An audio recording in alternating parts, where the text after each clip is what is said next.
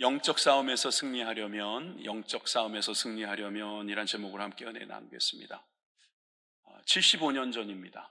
이 땅에 비극적인 일이 있었지요. 그 일로 인해서 한반도가 둘로 나누어졌습니다. 그리고 그때 일어났던 여러 가지 사고로 인해서 이 나라는 정말 세계에서 가장 가난한 나라, 가장 비극적인 나라가 되었습니다. 이 세상에 많은 전쟁이 있지만 민족과 민족 간에 서로 이해관계가 있어서 싸우는 전쟁은 수없이 있어도 같은 민족끼리 이념 하나 때문에 그렇게 싸우는 전쟁이 과연 얼마나 있겠습니까? 그 전쟁의 후유증은 이루 말할 수 없는 문제를 야기시켜서 사실 이 나라는 끝났는 줄 알았을 것입니다.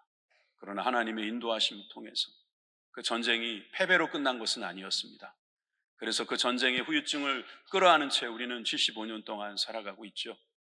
사실 이 6.25 전쟁 사진만 봐도 우리는 참 가슴이 아픕니다. 6.25 전쟁의 사진은 대부분 흑백 사진이죠.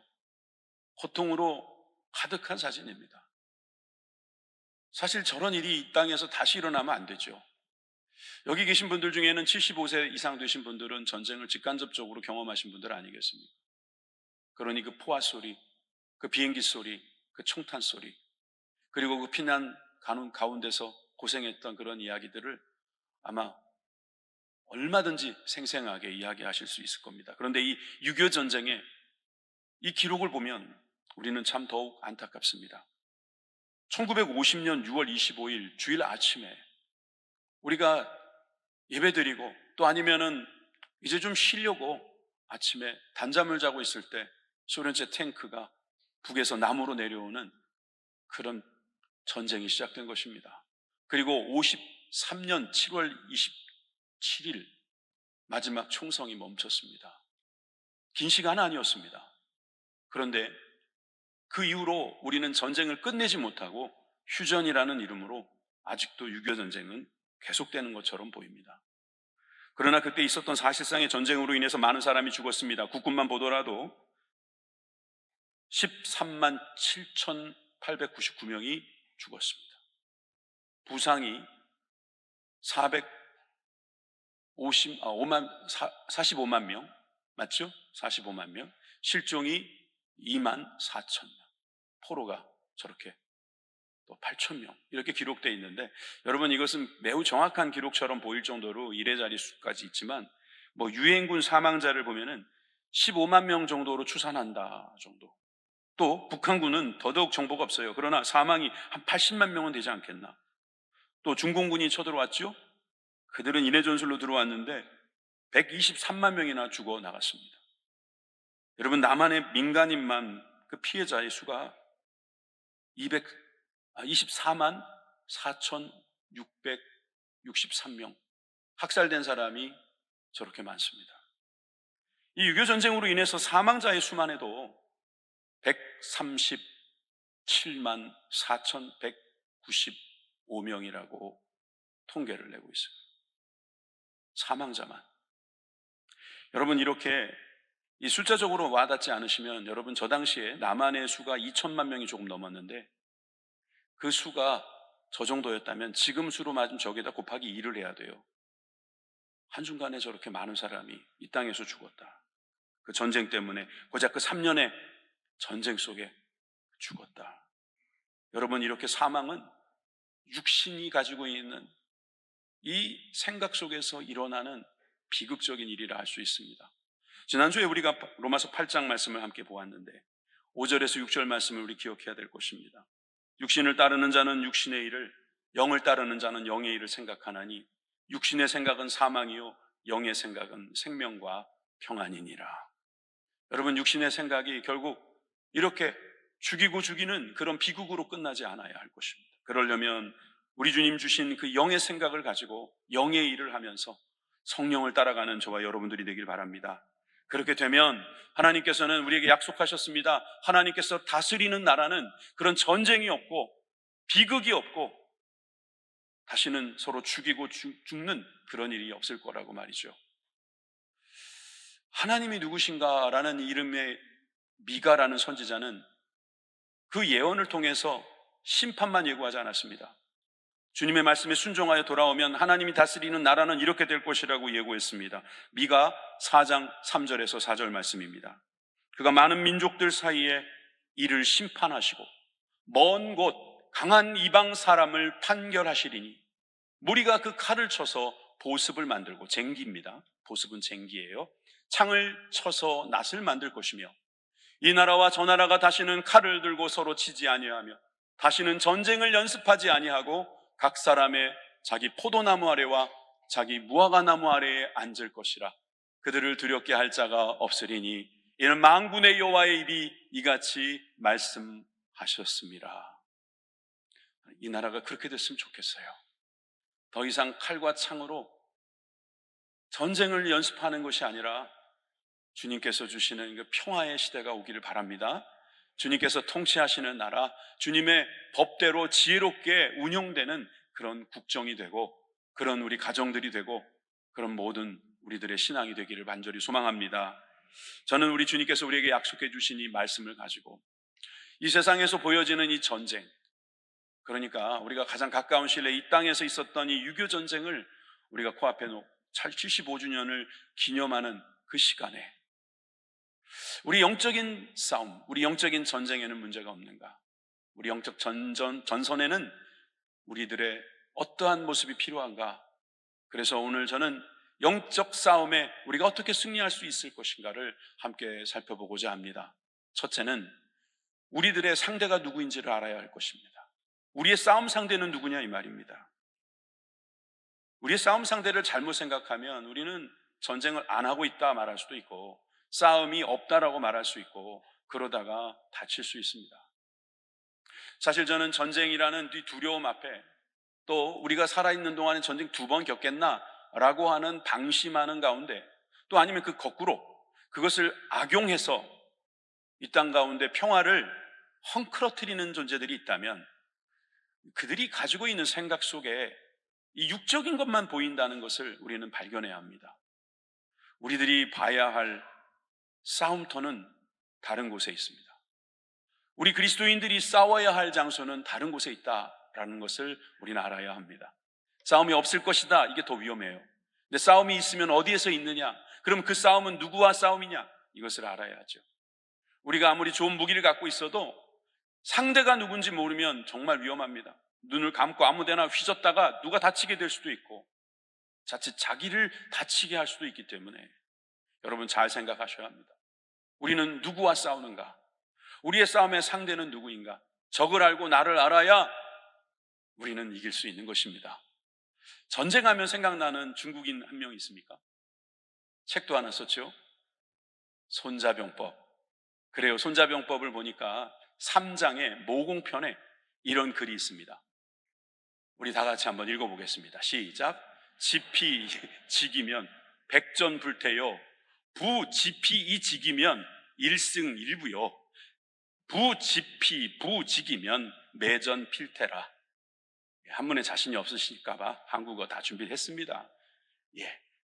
남을 알고 나를 알면 100번을 싸워도 위험하지 않다. 이 태는 위험할 태, 위협할 태거든요. 나를 모르고, 남을 모르고 나를 안다면 한 번 정도 이기고 한 번 정도 질 수 있겠죠.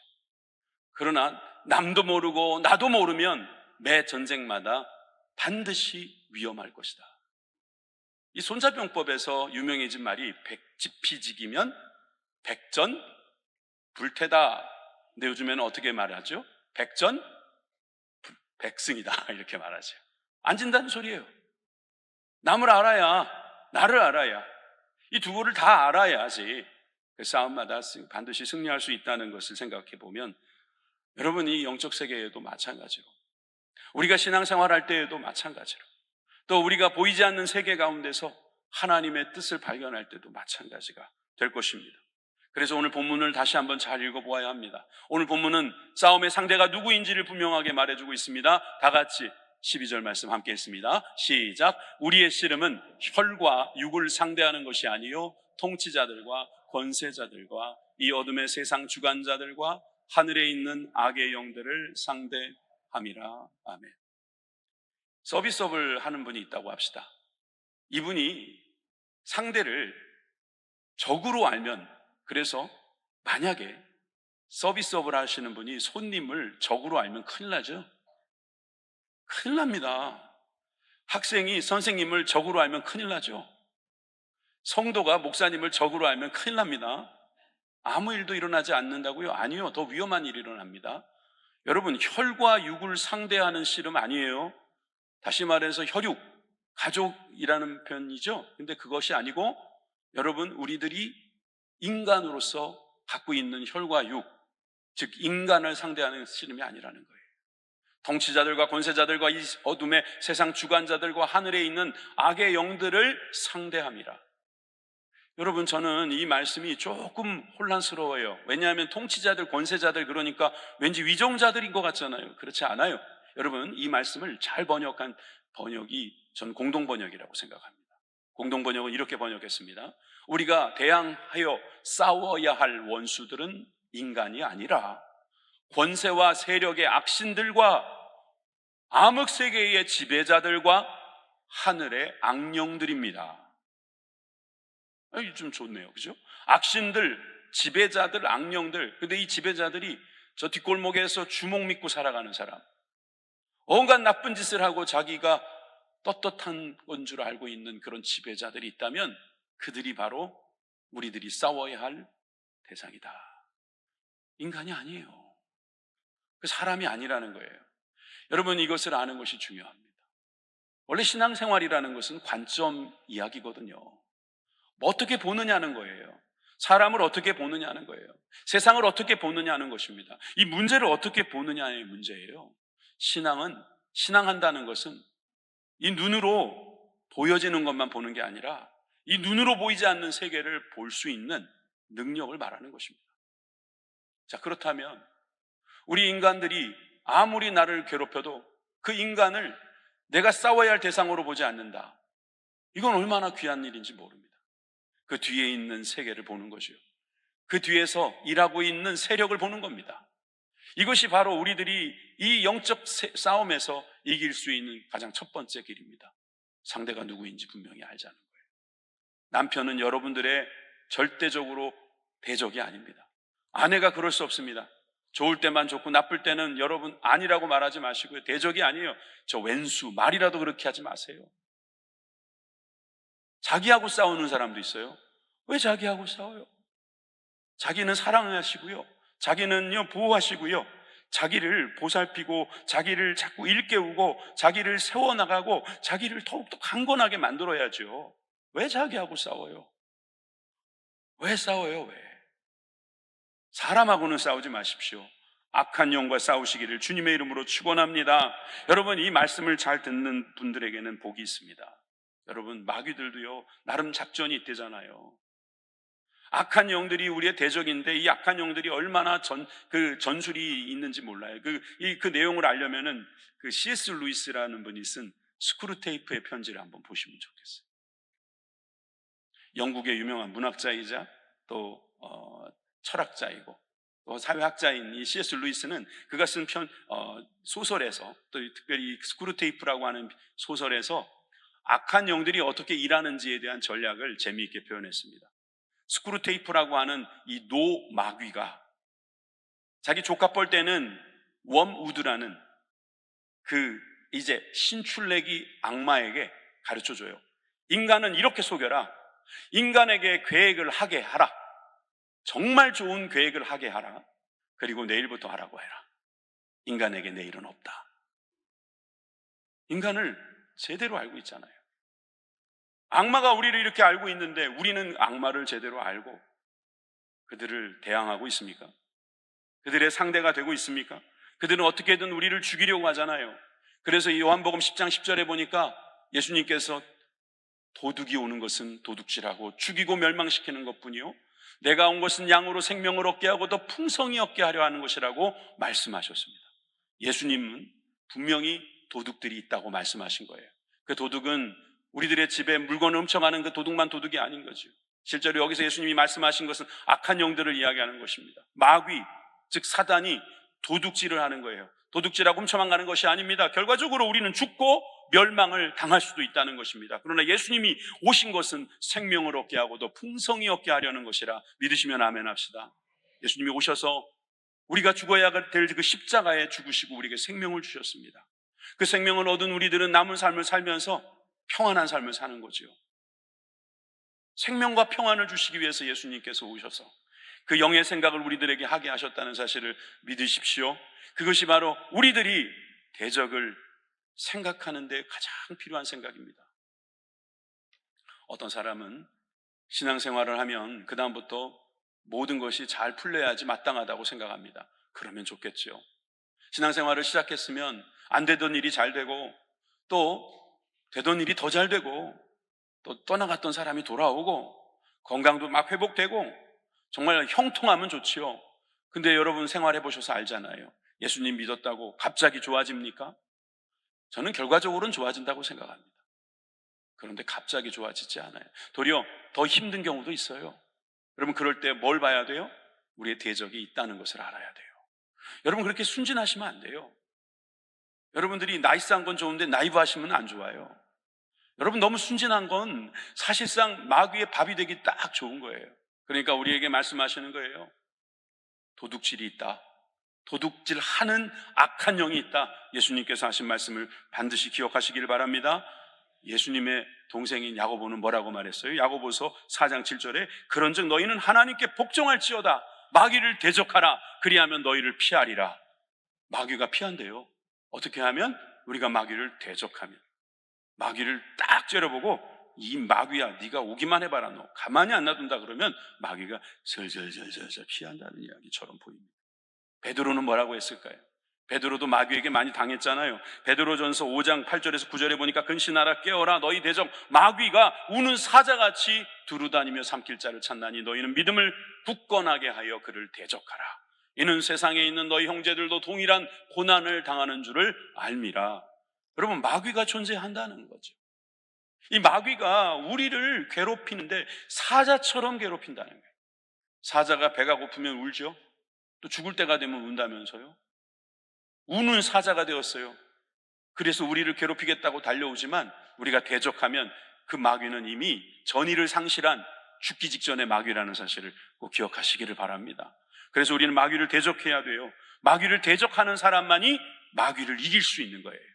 마귀가 온다고 도망가고 숨고 안 보인다고 없는 것도 아니에요. 정말 우리는 이 마귀를 대적하는 능력, 그 믿음, 그 마음을 하나님께 받아야 될 줄 믿습니다. 여러분 마귀를 대적하기 위해서 하나님께서 우리들에게 여러 사람들의 말을 통해서 지금 말씀하신 예수님 말씀하셨어요. 좀 전에 야고보, 또 이제 베드로, 이젠 누가 말할까요? 바울이 한마디 합니다. 바울이 에베소서 6장 11절에서 마귀의 간계를 능히 대적하기 위하여, 대적하라는 소리거든요. 마귀의 여러 가지 간사한 계획들을 능숙하게 우리가 대항하기 위해서는 하나님의 전신갑주를 입어라. 여러분 우리가 대적해야 된다는 겁니다. 마귀를 우습게 여겨서 안 되고요. 마귀를 무시해서도 안 되는 거예요. 마귀는 대적해야 돼요. 마귀를 대적하면 마귀가 피한다는 것을 우리가 알고 있으면 마귀는 싸워 이길 수 있는 존재입니다 라는 것이 우리 가운데 있는 거죠. 예수님께서 공생애 중에 사역을 시작하실 때 40일간 음식과 물을 끊으셨습니다. 40일간의 금식을 마치고 이제 생애를 시작하시려고 하는데 공생애 시작 전에 마귀가 방문했습니다. 마귀가 쫓아와서 예수님을 시험하지요. 이렇게 저렇게 시험하지만 마지막에 예수님께서 뭐라고 말씀하셨습니까? 마태복음 4장 10절에 이렇게 말씀하십니다. 사탄아 물러가라.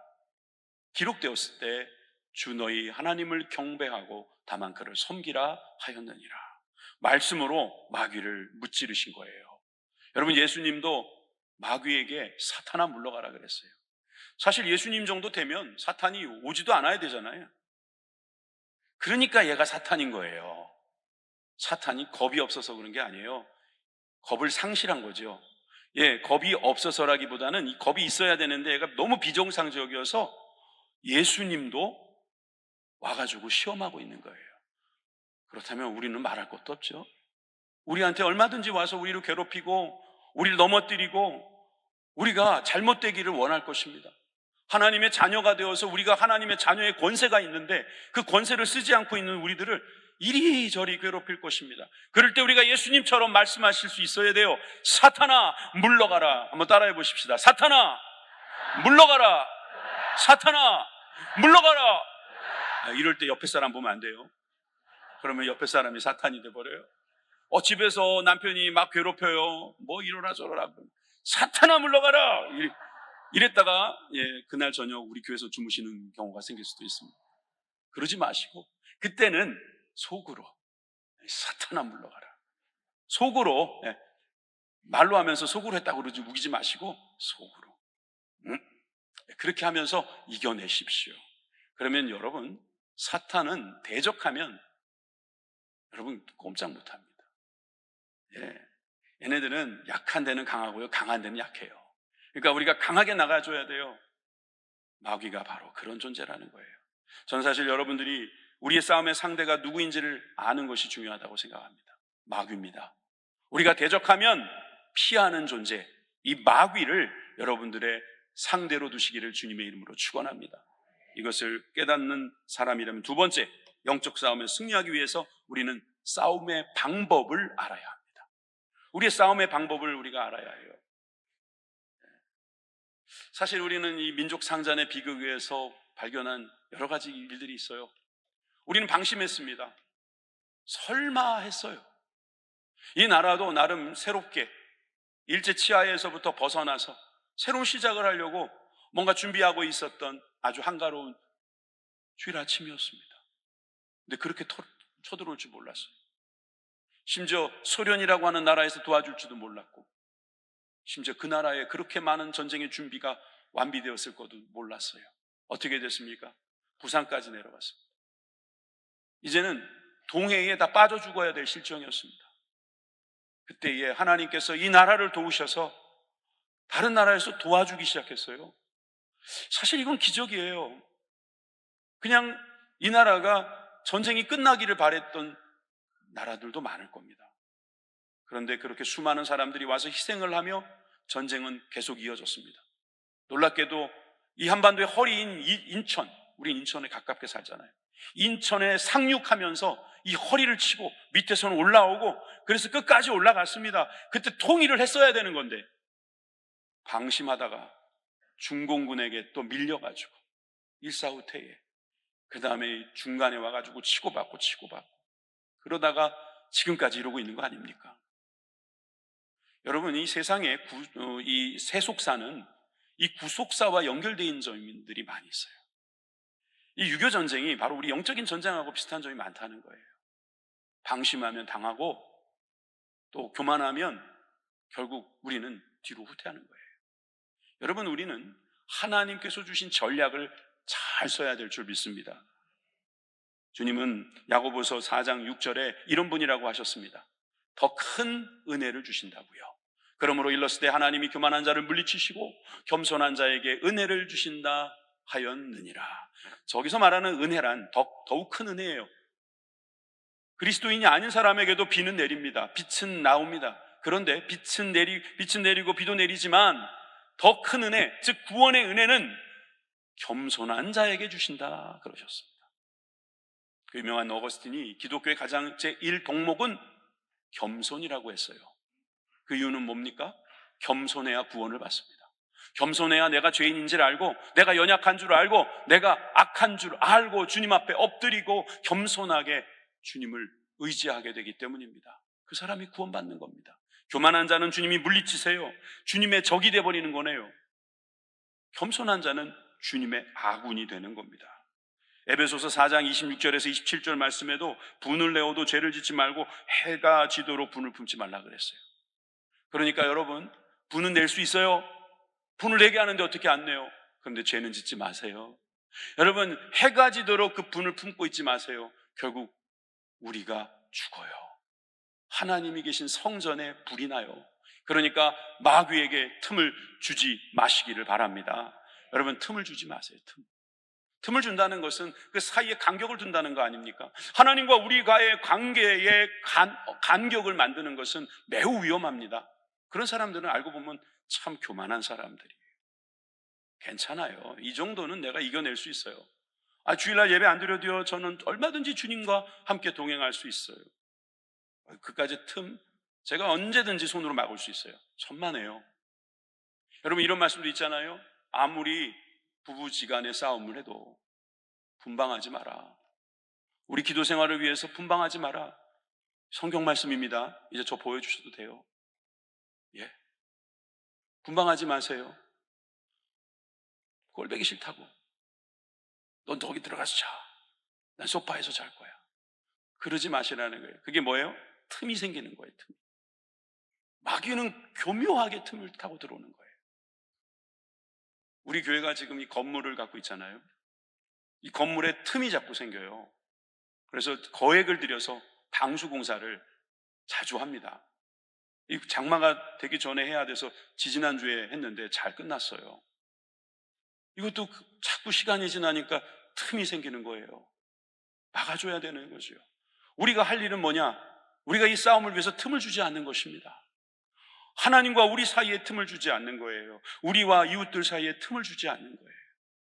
기도할 시간이 왔어요. 그러면 기도해야지. 내가 기도하지 않아도 된다라고 하는 그 틈. 기도는 그냥 집에서 혼자 하는 거죠. 저 매일 하고 있습니다. 꼭 그렇게 일주일 한 주간 동안 막 그렇게 해야 되는 겁니까? 아니요. 주님께서 기회를 주실 때 하세요. 이것이 잘못하면 틈이 될 수 있는 거예요. 뭔가 있었던 것이 사라지면 그게 틈이 되는 거잖아요. 예전엔 그토록 좋았던 믿음, 돈 생기면 헌금하고 시간 생기면 예배 나오고 사람 만나면 전도하던 우리들의 그 신앙에 틈이 생겼어요. 틈이 생겼단 말이에요. 이 틈이 생기면 우리가 싸워서 이길 수가 없어요. 마귀에게 틈을 주면 그 마귀 그 틈을 비집고 들어와서 우리와 하나님 사이를 갈라놓을 것입니다. 또한 우리는 두려워하지 않아야 합니다. 교만하지도 않아야 되지만 두려워하지도 않아야 돼요. 디모데후서 1장 7절의 말씀에 보니까 하나님이 우리에게 준 것은 두려워하는 마음이 아니요 오직 능력과 사랑과 절제하는 마음이다. 여러분, 하나님은 우리에게 무슨 마음을 주셨다고요? 능력의 마음, 사랑하는 마음, 절제하는 마음을 주셨어요. 여러분, 우리에게 능력이 있다는 것을 믿어야 됩니다. 우리가 비록 우리의 몸이 연약하여 싸우고 있지만 우리에게는 이것을 극복할 수 있는 능력을 주셨다. 그 마음을 가지시기 바랍니다. 여러분, 사랑으로 주님께서 주신 그 힘으로 살아가는 저와 여러분들이 되길 바랍니다. 사랑이야말로 좋은 능력이잖아요. 사랑하는 마음이야말로 얼마나 귀한 마음입니까? 그러니까 여러분, 우리가 주님께 받은 마음, 두려운 마음은 주님이 주신 마음이 아니고 마귀가 우리에게 먼저 주는 일종의 나쁜 전략이자 우리를 속이는 속임수라는 사실을 기억하시기를 바랍니다. 우리는 승리할 수 있습니다. 우리는 이미 승리했습니다. 이런 마음을 가지고 우리가 사랑을 가지고 절제하면서 주님 주신 승리를 누리시기를 주님의 이름으로 축원합니다. 오늘 본문에 보시면 이길 수 있는 방법이 나옵니다. 사실 정확하게 보면 그 앞뒤에 나옵니다. 먼저 12절을 보십시다. 우리의 씨름은 혈과 육을 상대하는 것이 아니라 악의 영들을 상대하는 것이다. 여러분, 악의 영들을 상대하기 위해서 어떻게 해야 되는가? 13절에 그러므로 하나님의 전신갑주를 취하라. 그런데 놀랍게도 12절 바로 앞에 있는 11절도 이렇게 말합니다. 하나님의 전신갑주를 입으라. 샌드위치처럼 이 앞뒤로 하나님의 전신갑주를 입으라, 취하라라고 말씀하십니다. 왜 그럴까요? 13절 후반에 보니까 서기 위함이다 이 말이에요. 하나님의 전신갑주를 입고 우리가 서기 위함이라는 거예요. 14절로 가면 14절에도 이렇게 시작됩니다. 서서 우리가 싸우는 데 있어서 넘어져 있지 않고 서 있다는 것입니다. 서서 우리가 해야 할 일, 우리 6가지 준비하라고 나와 있어요. 진리로 너희 허리띠를 띠고 의의 호심경을 붙이고 평안의 복음에 준비한 것으로 신을 신고 모든 것 위에 믿음의 방패를 가지고 이로써 능히 악한 자의 모든 불화사를 소멸하고 구원의 투구와 성령의 검 곧 하나님의 말씀을 가지라. 성경을 읽을 때 저런 거 보여주면 또 저것만 보시는 분들이 있는데 잘했었어요. 여러분, 제가 지난번에 작년인가 에베소서 강해를 하다가 문득 그런 생각이 들었어요. 이걸 그림으로 보여주면 좋겠다. 찾아봤더니 정말 있는 거죠. 그래서 제가 여기저기 막 뜯어붙여가지고 정말 그날 한 5시간 정도 작업한 거 한 번 보여주고 좀 버리기 아까워서 다시 재활용합니다. 기분 나쁘세요? 네. 수요일날 못 나오신 분들 주일날 한 번 더 보여주는 거니까 횡재하신 줄 아시기 바랍니다. 수요일날 오면 성경 강의를 재밌게 해드리려고 제 나름대로 연구 좀 하고 있어요. 여러분, 당시에 바울은 이 로마 군병들을 보면서 무장이라는 건 이런 거다라고 생각했을 것입니다. 오늘날 군인들하고는 좀 다르겠지요. 그런데 그는 이렇게 설명을 합니다. 먼저 진리로 허리띠를 띠어라. 진리가 우리의 허리, 즉 옷을 잡아주는, 우리들의 행동을 제대로 할 수 있도록 만들어주는 힘이다, 이 말이죠. 두 번째는 의의 호심경을 붙여라. 호심경이란 말은 심장을 보호하는 방패다, 이 말이거든요. 하나님이 주신 의로, 예수님으로 우리의 심장을, 우리의 생명을 보호해라, 이런 뜻이 될 겁니다. 그리고 평안의 복음에 준비한 것으로 신을 신어라. 평안의 복음을 전하는 신발을 신어라, 이 말이죠. 여러분, 전쟁터에서 이 신발이 매우 중요합니다. 어디든지 뛰어다녀야 되고 날아오는 화살에 신발을 신지 않은 발은 큰 화상이나 큰 문제를 당할 수 있기 때문입니다. 전의를 상실해요. 즉 평안의 복음을 전하는 이런 신발을 신고 우리가 달려나갈 때 하나님께서는 우리를 지키시고 우리를 승리의 길로 인도해 주실 줄 믿습니다. 또한 믿음의 방패를 가지고, 여러분, 이 믿음의 방패라는 것은요, 우리가 아무리 날쌔고 뭐 방어를 한다고 해도 그 날아오는 화살을 막을 길이 없어요. 그럴 때는 방패로 막는 거예요.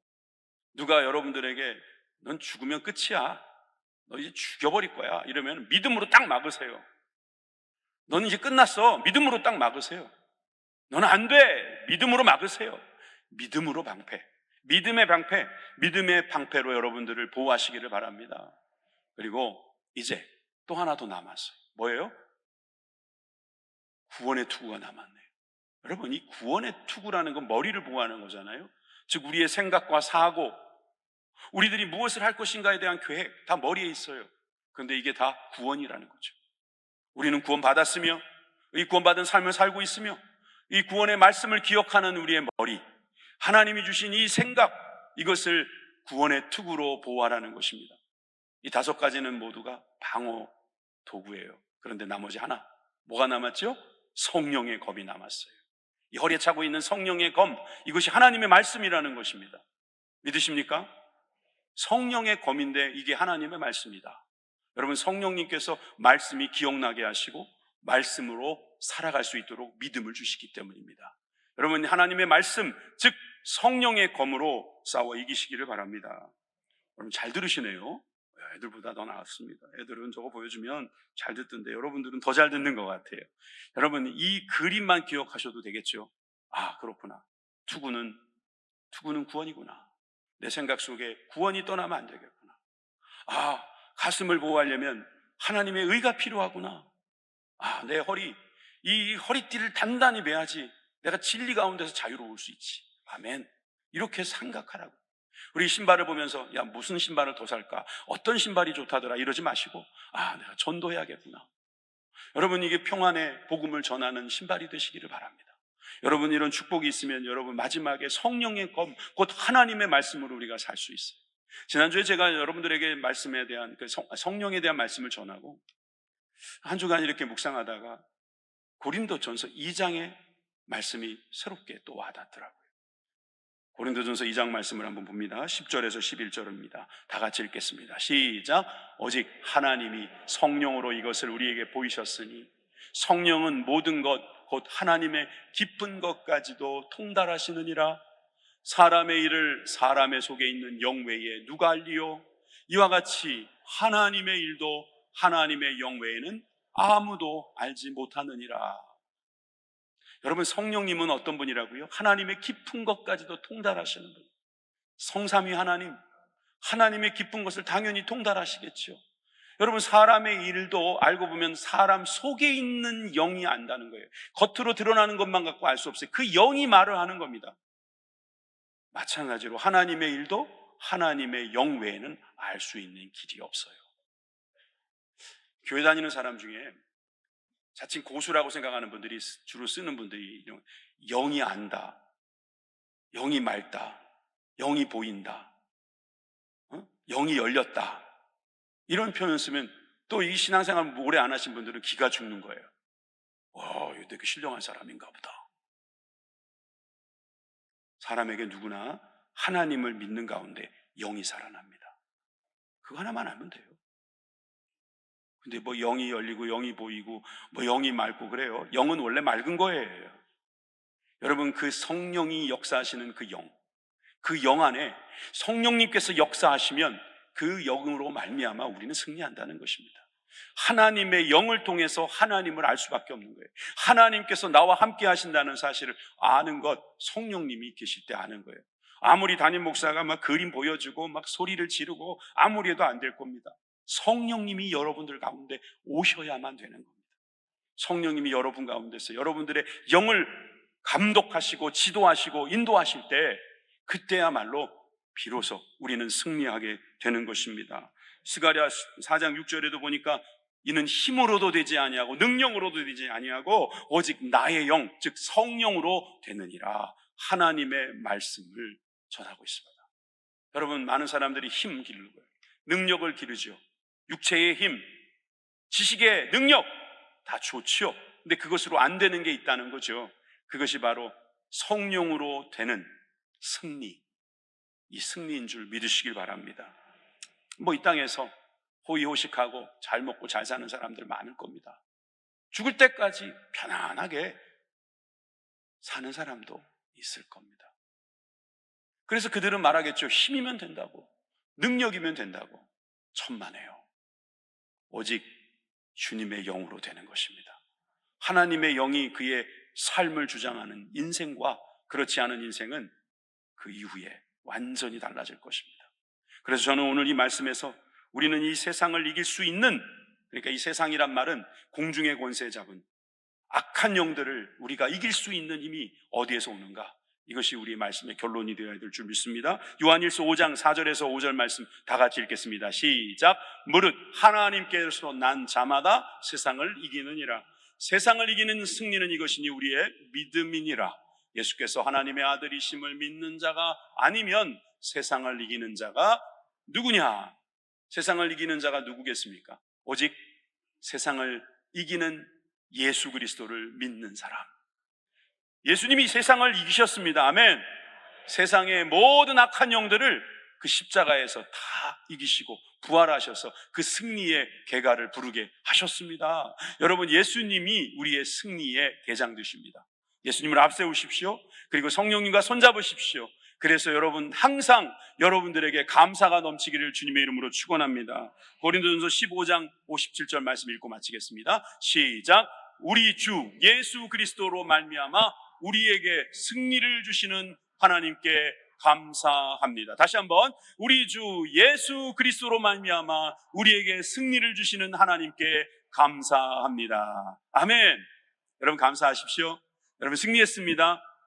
여러분, 승리는 내 것일세. 내 것일세. 예수 이름으로 승리를 얻었네. 언제 부응했습니까? 언제 우리의 마음이 뜨거웠습니까? 승리를 얻었을 때였어요. 예수의 이름으로, 예수님의 영으로 승리하는 저와 여러분들이 되었습니다. 기도하겠습니다.